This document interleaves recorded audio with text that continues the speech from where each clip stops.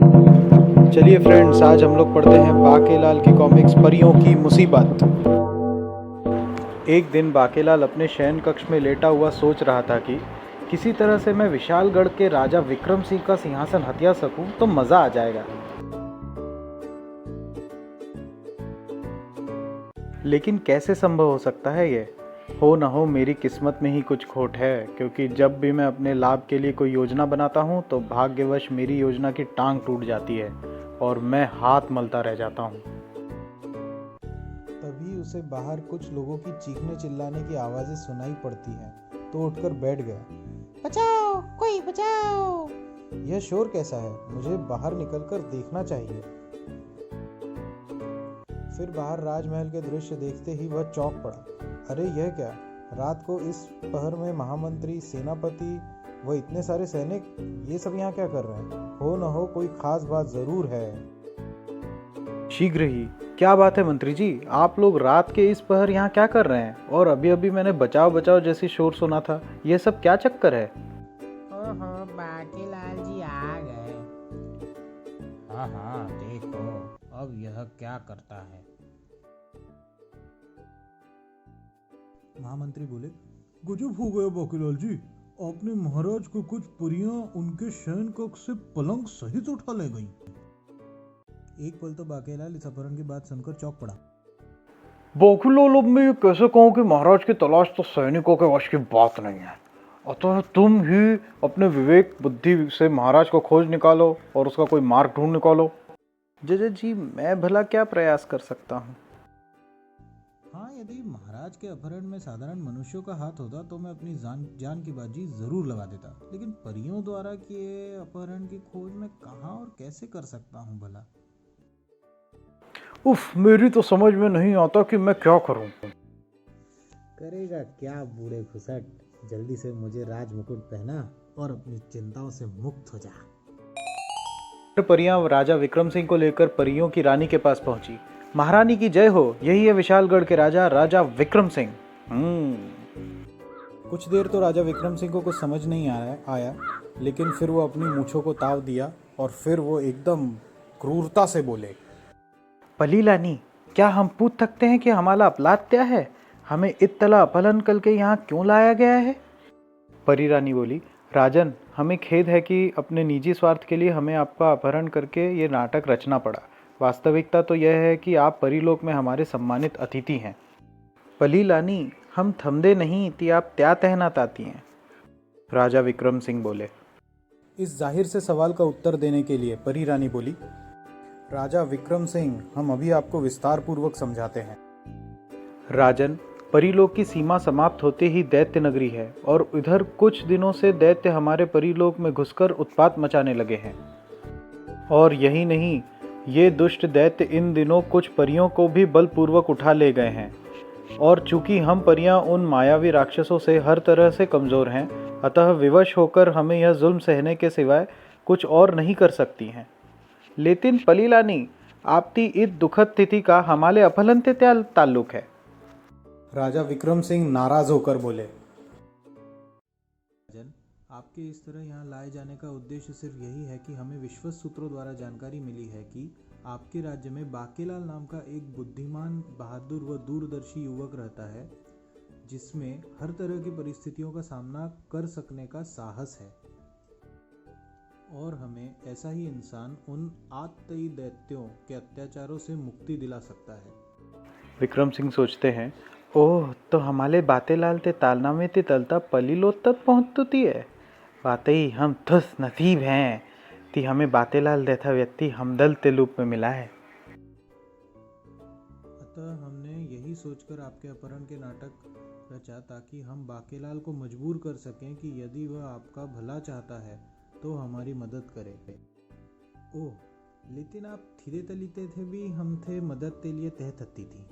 इस पर परी रानी ने उत्तर दिया, राजन, तब हमें भय था कि कहीं बाकेलाल बेमतलब में ये मुसीबत मोल न ले, और हम जानती हैं कि बाकेलाल आपको अपनी जान से भी ज़्यादा चाहता है।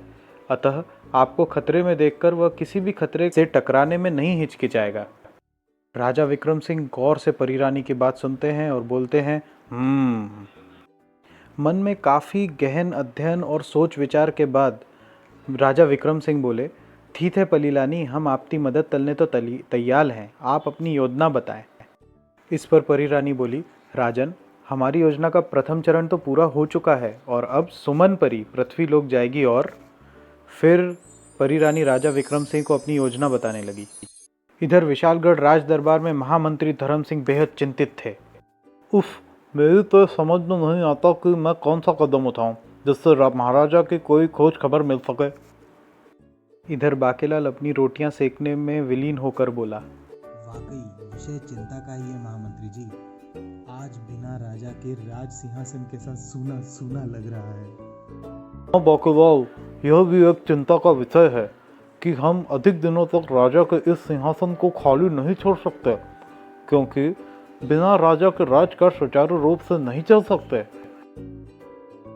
इस पर टेढ़ी टांग वाला बोला, तो महामंत्री जी, जब तक महाराज के विषय में कोई जानकारी नहीं मिलती है तब तक क्यों न हम कार्यवाहक राजा के रूप में बाकेलाल जी को विशालगढ़ का राजा बना दे, ताकि राजकार्य व्यवस्थित रूप से चल सके। टेढ़ी टांग वाले की जय। वाह प्यारे लाल, क्या सुझाव रखा है तूने। मैं आपकी बात का समर्थन करता हूँ। मेरी नज़र में बाकेलाल से ज़्यादा योग्य और कोई भी इस राज दरबार में नहीं। महामंत्री धर्म सिंह, एक आवाज आती है।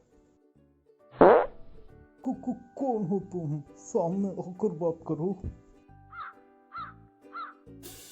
अगले ही पल वहां एक परी प्रकट हुई और बोली, सुमन परी, महामंत्री, यदि तुम अपने राजा व राज्य की भलाई चाहते हो तो मेरी बात ध्यान से सुनो।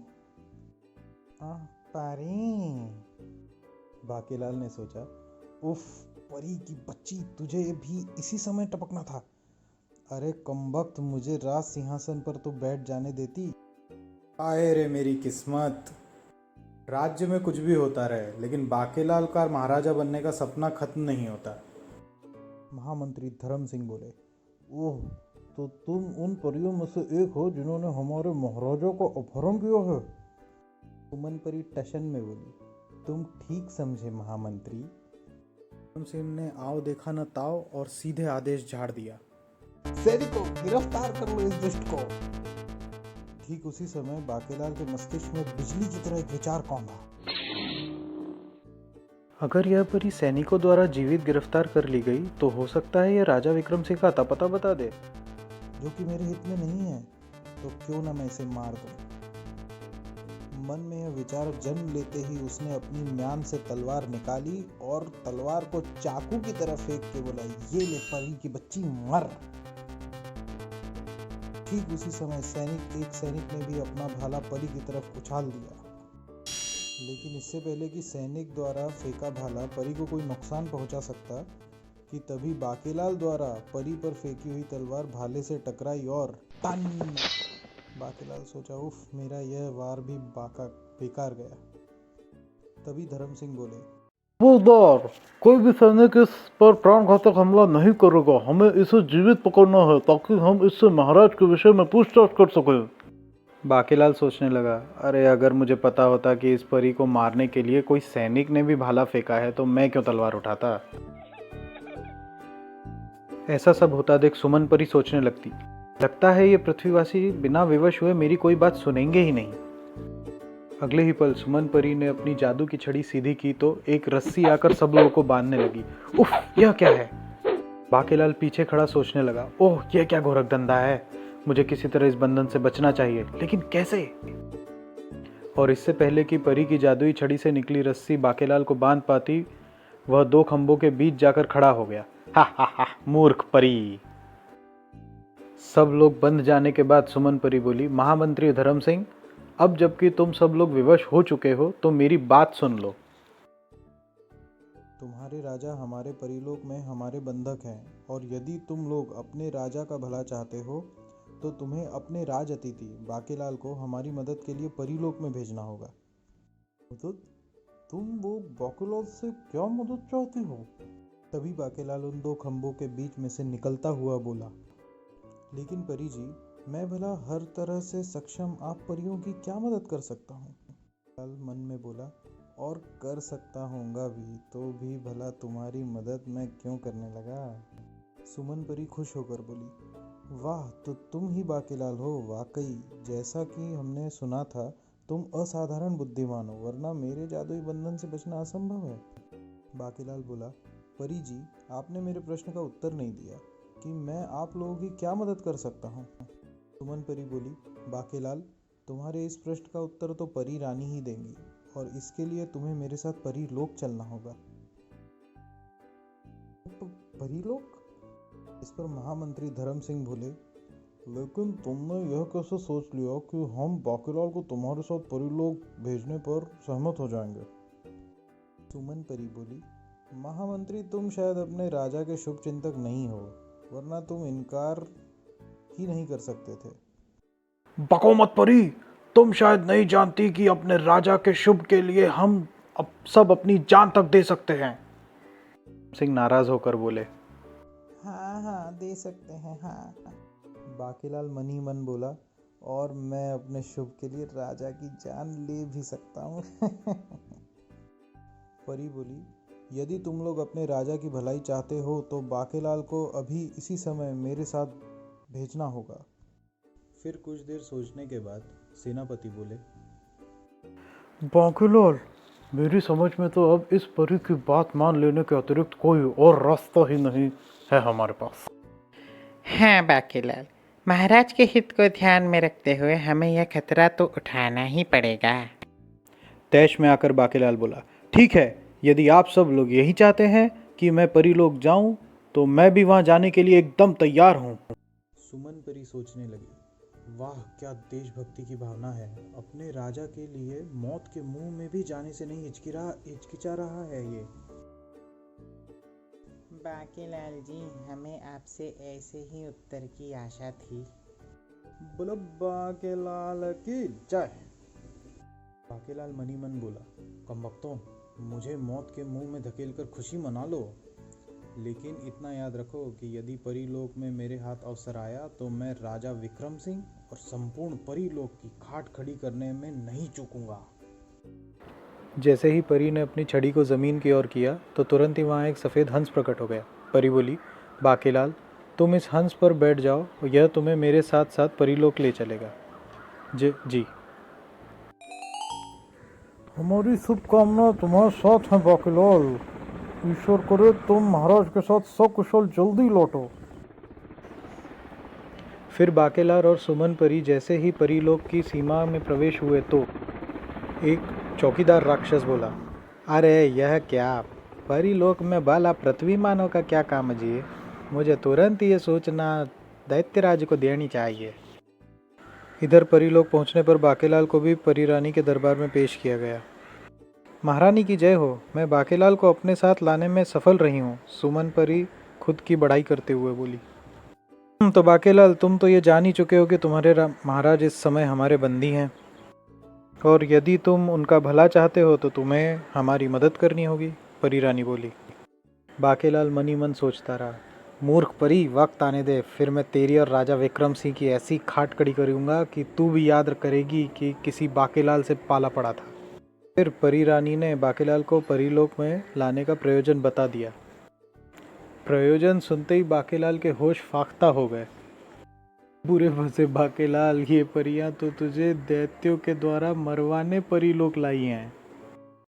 बाकीलाल तुरंत बोला, लेकिन परी रानी, मैंने तो सुना है कि दैत्य बड़े ही शक्तिशाली और मायावी होते हैं।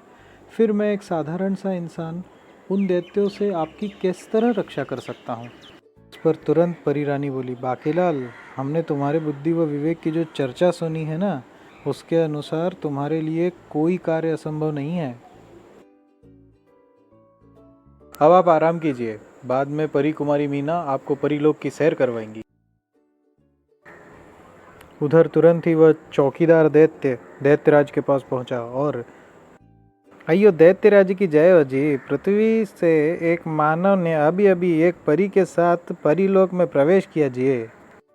चौकीदार के द्वारा मिली जानकारी पर दैत्यराज एकाएक बुरी तरह चौंक उठा। दैत्यराज बोला, सेनापति, मुझे कुछ गड़बड़ लगती है। तुम कुछ सैनिकों सहित परीलोक चलने की तैयारी करो, मैं भी तुम लोगों के साथ चलूंगा। जैसी महाराज जी की आज्ञा। उधर परी मीना कुमारी बाकेलाल को परीलोक के विभिन्न रमणीक स्थलों की सैर कराती हुई। बाकेलाल जी, यह है परीलोक का सबसे सुंदर और ऊंचा महल। यहाँ बाकेलाल बीच में ही बोल उठा, वाह वाह, अति सुंदर, अति सुंदर। बाकेलाल जी, ये हमारे परियों की आराध्य देवी है। इस प्रतिमा की तीसरी आंख की चमक तो असाधारण है। बाकेलाल सोचने लगा, लगता है परियों की आराध्य देवी की प्रतिमा की तीसरी आंख किसी बहुमूल्य हीरे की है। अगर किसी प्रकार मैं यह तीसरी आंख निकाल सकूं तो पृथ्वीलोक में मुझे इसकी अच्छी खासी कीमत मिल सकती है। तभी एकाएक परी मीना कुमारी चौंक पड़ी। बाकेलाल जी, खतरा! वह देखो, राक्षसी सेना हमारी तरफ बढ़ रही है, भागो! बाकेलाल सोचने लगा, हे भगवान, किसी तरह इस मुसीबत से पीछा छूट जाए तो मैं जान बचाकर पृथ्वी लोक की तरफ भाग लूं। शीघ्र ही राक्षसी सेना ने उन्हें घेर लिया। ए मानव, इससे पहले कि हम तेरी गर्दन धड़ से अलग कर दे, बता तू परीलोक क्यों आया है? हाय दैया, अब क्या होगा? बाकेलाल सोचने लगा, अब जो कि मैं चारों ओर मौत से घिरी गया हूँ, तो क्यों ना हिम्मत से काम लिया जाए। बाकेलाल तैश में आकर बोला, मैं तुम्हारा खात्मा करने के लिए परीलोक में आया हूँ, दुष्ट राक्षस। तुच्छ मानव, तेरी यह मजाल, मैं अभी तेरे टुकड़े टुकड़े कर देता हूँ। अगले ही पल, ये ले। अरे बाप रे! बाकेलाल ने तेजी से झुककर सेनापति का वार बचाया। चूंकि दैत्य सेनापति द्वारा वार पूरी शक्ति से किया गया था, अतः वह खाली जाते ही उसने अपना संतुलन खो दिया। सेनापति को गिरता देख बाकेलाल सोचने लगा, अरे इसे क्या मिर्गी का दौरा पड़ गया है जो ये गिर पड़ा। ओह, यह पृथ्वी मानव तो बड़ा होशियार है। इससे निपटने के लिए मुझे तंत्र विद्या प्रयोग करनी पड़ेगी। और अगले ही पल दैत्यराज की आंखों से दो चमत्कारी किरणें निकली। बचो बाकेलाल जी! बाकेलाल तो शायद उन चमत्कारी किरणों से न बच पाता, लेकिन हंस ने वह वार अपने सीने पर ले लिया और बाकेलाल गिरा। बचाओ! परी बोली, मैं तुम्हें इतनी बेबसी की मौत नहीं भरने दूंगी बाकेलाल। अगले ही पल परी मीना कुमारी ने कलाबाजी खाई। चिंता ना करना बाकेलाल जी, मैं आपकी मदद के लिए यहाँ आ गई हूँ। तभी दैत्यराज ने अपना हाथ हवा में लहलाया तो अब तुम दोनों मेरे इस मायावी जाल से नहीं बच पाओगे। तभी राजा विक्रम सिंह और सुमन परी वहाँ पहुँचे। शायद उन्हें दैत्य सेना द्वारा बाकेलाल पर आक्रमण की खबर मिल गई थी। थैलो दैत्यलाद, इन्हें थोड़ दो, वरना तुम थब माले दाव दे। तो एक और मानव परीलोक आया हुआ हो। दैत्यराज ने अपना दूसरा हाथ हवा में लहराया और सैनिकों, पकड़ लो इस दूसरे मानव को भी। इन दोनों की जिंदगी और मौत का फैसला हम अपने दरबार में करेंगे। सबकी नज़र बचाकर सुमन परी वहाँ से सुमड़ी में भाग निकली। यहाँ से भाग निकलने में ही भलाई है, ताकि मैं यह सूचना परी रानी तक पहुँचा सकूँ। फिर दैत्यराज बाकेलाल, परी मीना कुमारी और राजा विक्रम सिंह को लेकर दैत्य नगरी की ओर निकल पड़े। फिर दैत्य दरबार में, इस दुष्ट मानव ने हमारे सेनापति को मारकर अक्षम्य अपराध किया है। हमारा जी तो चाहता है कि हम अभी इसी वक्त इसकी बोटी बोटी काट डालें। बाकेलाल मनी मन सोचने लगा, अरे नहीं दैत्य महाराज, ऐसा गजब मत करना। अभी तो विशालगढ़ के राजा के रूप में मेरा राज तिलक होना बाकी है। लेकिन चूंकि कई वर्षों बाद हमारे हाथ कोई जीवित मानव आया है, तो हम इसकी बलि दैत्य भगवान को चढ़ाएंगे और इस परी कुमारी को हम अपनी पट रानी बनाएंगे। ऐसा कभी भी नहीं होगा दैत्यराज, परी कुमारी मीना कुमारी बोली। राजा विक्रम सिंह अचंभे में सब कुछ देखते हुए, हा, ऐसा अवश्य होगा परी कुमारी। सैनिकों, इसे हमारे रानी वास ले जाओ और दासियों से कहना इस पर पूरी तरह से नजर रखे। जी महाराज, छोड़ दे मुझे दुष्ट। और इन दोनों मानवों को ले जाकर कारागार में बंद कर दो। और फिर बाकेलाल और राजा विक्रम सिंह को कारागार में धकेल दिया गया। जाओ पृथ्वीवासियों, परसों तुम्हारी बलि दैत्य भगवान को दी जाएगी। तब तक तुम दोनों इस कारागार में आराम करो। बाकीलाल ने तैश में दैत्य को कहा, बलि दी जाएगी तुम्हारी, तुम्हारे खानदान की, समझे दैत्य की औलाद। लगता है मौत के भय से ये मानव पागल हो गया है। बाकीलाल फिर बोल पड़ा, पागल तू, तेरा बाप। जंगोला, यह पृथ्वी मानव बहुत चालाक है, इसका विशेष ख्याल रखना है तुम्हें। जी। बाकीलाल सोचने लगा, उफ, अब तो मैं इस चूहेदान में कैद होकर रह गया हूँ और यहाँ से निकलने की कोई उम्मीद भी नज़र नहीं आ रही है। तो क्या मैं यहाँ पड़े पड़े अपने मौत का इंतज़ार करूँ? नहीं, ऐसा नहीं हो सकता। मैं इस तरह बेबसी की मौत नहीं मर सकता। मुझे इस कैद से निकलने का कोई उपाय करना ही चाहिए। उधर रानीवास में परी मीना कुमारी अपनी बेबसी के आंसू बहा रही थी। तभी दैत्यों की एक अधेड़ दासी उसके पास आई। बस चुप हो जा बेटी, अपने ये अनमोल आंसू यूं न लुटा। बेटी? परी मीना कुमारी बोली, मत कहो अपनी गंदी जुबान से बेटी। दैत्यों की हमदर्द औरत मेरी माँ नहीं हो सकती। तभी वो दासी बोली, ऐसा मत कह बेटी, मैं दैत्यों की हमदर्द नहीं हूँ। तब परी मीना कुमारी उसकी और दासी की ओर देखती हुई बोली, तुम तो इन दैत्यों के परिवार की लगती नहीं हो। हाँ बेटी, मैं कोई दैत्य या पिशाचनी नहीं हूँ, बल्कि मैं कंचनगढ़ की राजकुमारी कलावती हूँ। आज से 20 वर्ष पूर्व मुझे ये दैत्य मेरे राज्य से उठा लाए थे। दैत्यराज मुझसे विवाह करना चाहता था, लेकिन मैं उस दैत्यराज से विवाह को तैयार न हुई। तब मुझे दैत्यराज की दासी बना दिया गया। अधेड़ी बोली। इस पर परी मीना कुमारी बोली, ओह, आपकी कहानी तो बहुत ही दर्दनाक है, लेकिन क्या अब मुझे भी दैत्यराज के जुल्म सितम सहने पड़ेंगे? और परी मीना कुमारी ने पूछा, तो क्या दैत्यराज से छुटकारा पाने का कोई उपाय नहीं है? भेड़ दासी ने कहा, नहीं, जब तक कोई पृथ्वी मानव दैत्य नगरी आकर उस प्रलयंकारी आँख का रहस्य नहीं जान लेता और उसे नष्ट नहीं कर देता, तब तक तो शायद उसके जुल्म सितम से तुम्हें ईश्वर भी नहीं बचा सकता। ये प्रलयंकारी आँख का रहस्य क्या है राजकुमारी जी? ये लंबी कहानी है, मैं तुम्हें बताती हूँ, अधेड़ दासी बोली। फिर वो दासी राजकुमारी को उस प्रलयंकारी आँख के रहस्य के बारे में बताने लगी। इधर कारागार में बाकेलाल कैद से छुटकारा पाने का उपाय सोचते सोचते अचानक ही उछल पड़ा। वाह, क्या धांसू विचार आया है मेरे इस सदाबहार खोपड़े में। अभी इस पहरेदार को मूर्ख बनाता हूँ। अले, ये बातेलाल एताएत प्रसन्न क्यों हो उठा? अले बातेलाल, तुम एताएत प्रसन्न क्यों हो उठे? बस महाराज, अब आप चुप होकर तेल और तेल की धार देखिए। और फिर बाकेलाल सीखचों के पास खड़ा होकर दैत्य पहरेदार को घूरने तथा बड़बड़ाने लगा। वाह, क्या किस्मत है इसकी, लेकिन थोड़ा मूर्ख है। मुकद्दर का धनी होने के बाद भी दैत्य नगरी के कारागार का पहरेदार ही है। पता नहीं ये मानव क्या बड़बड़ा रहा है। बाकीलाल पहरेदार को कहता है, ए भाई, जरा इधर आकर मुझे अपना दायां हाथ दिखाना। पहरेदार राक्षस सोच में पड़ जाता है, यह मेरा दायां हाथ क्यों देखना चाहता है? बाकीलाल उस पहरेदार का हाथ देखते हुए कहता है, बाकी सब तो ठीक है, बस यह रेखा थोड़ी गड़बड़ कर रही है, वरना। पहरेदार बोलता है, वरना क्या मानव? बाकीलाल पहरेदार को कहता है, वरना क्या मूर्ख? यदि तेरे हाथ की यह रेखा थोड़ी तिरछी होती तो तेरे भाग्य में दैत्य नगरी का राज्य वैभव होता, यानी तू यहाँ का राजा होता, राजा।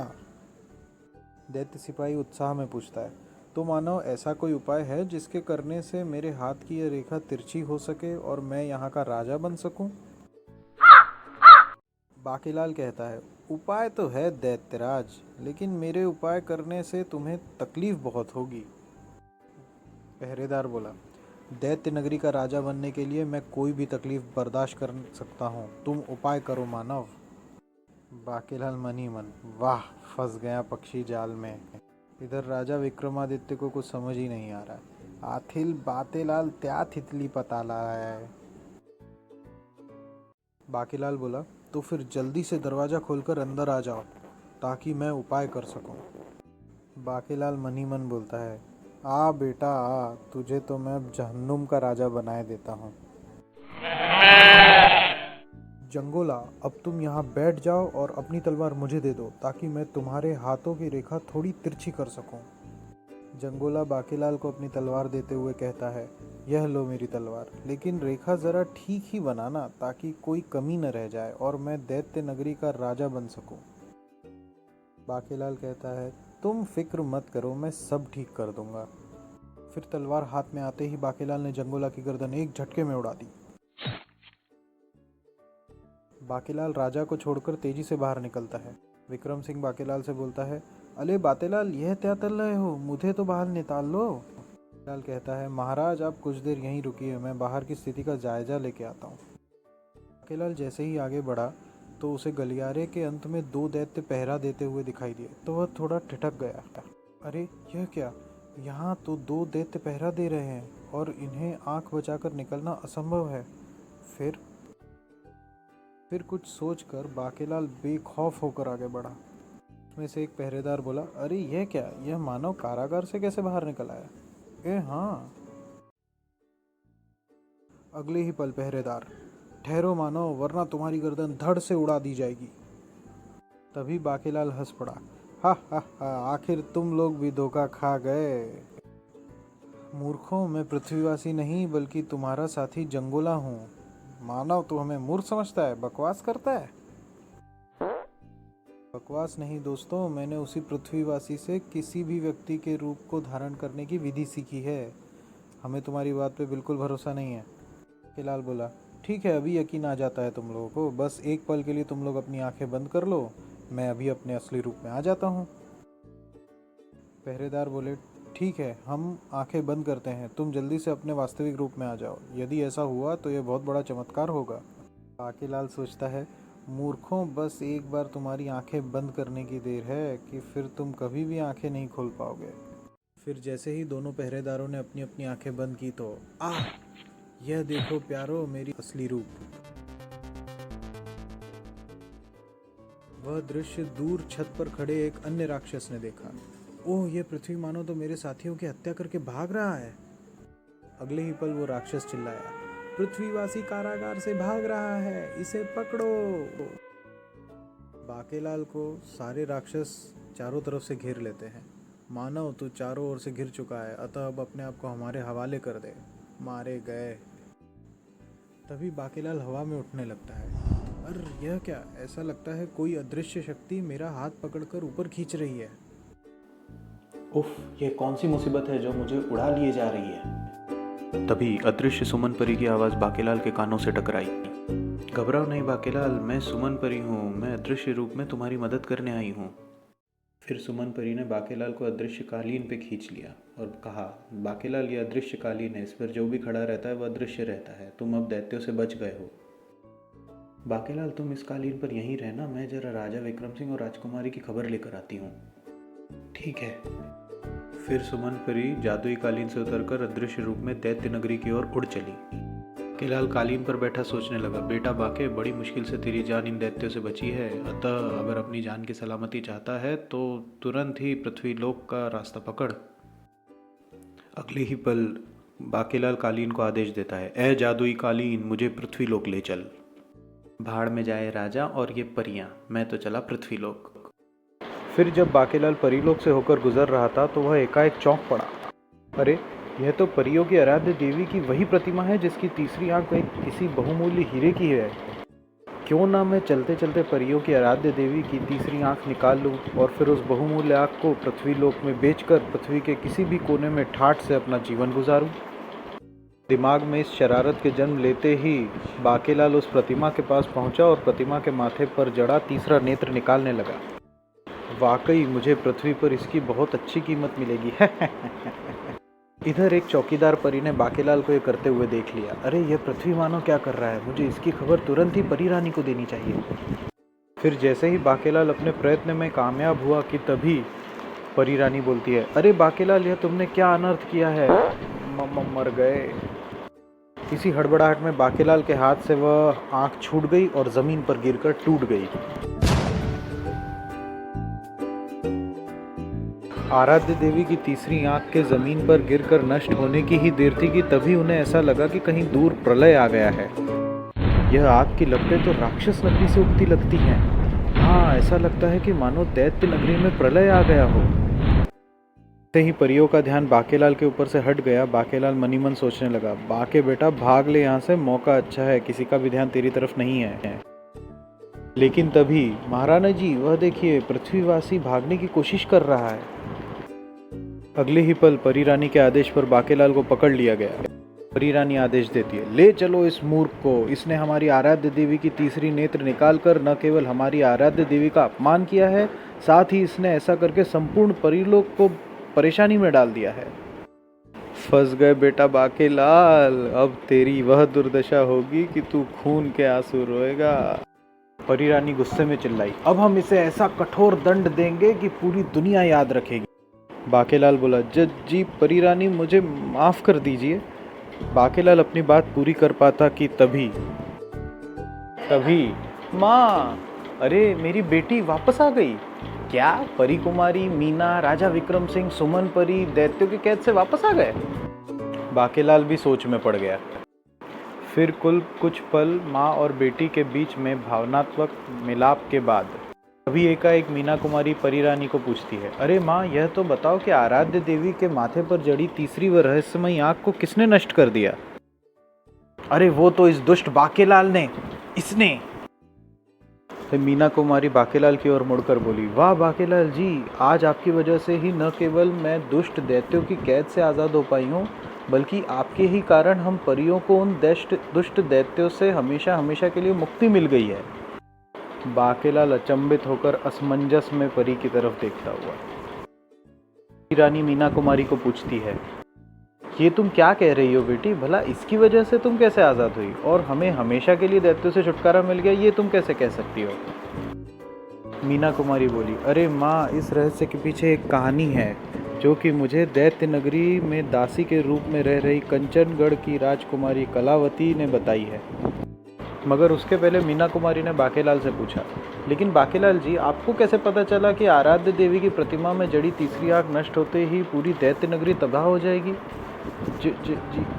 विक्रम सिंह राजा को कुछ समझ ही नहीं आ रहा है, पता नहीं ये सब क्या तत्तल तल रहा है।